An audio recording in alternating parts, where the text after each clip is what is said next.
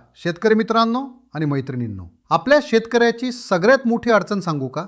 आजकाल पाऊस जेव्हा पडतो ना, तेव्हा एकदम ढग फुटल्यासारखा पडतो आणि आपलं शेत बुडून जातं. आणि कधी कधी बघितलं तर बरेच दिवस पाऊस पडतच नाही, तेव्हा पीक पार कोमेजून जातं. आणि हे आता दरवर्षीच झालंय.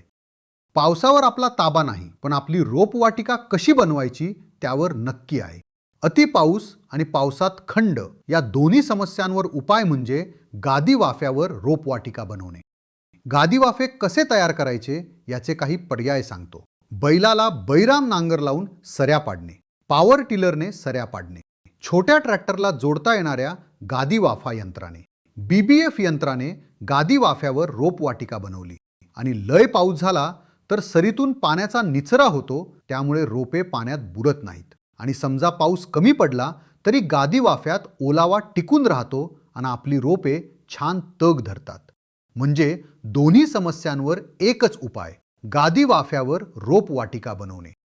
गादी वाफा बनवण्यासाठीच्या मशीन कुठे मिळतील?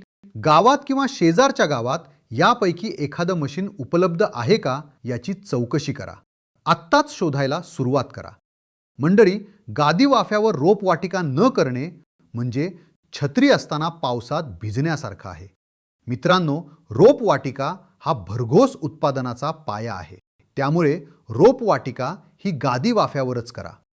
तर मग करणार ना गादी वाफे? कसे करणार? जरा दिमाग की बत्ती जलाओ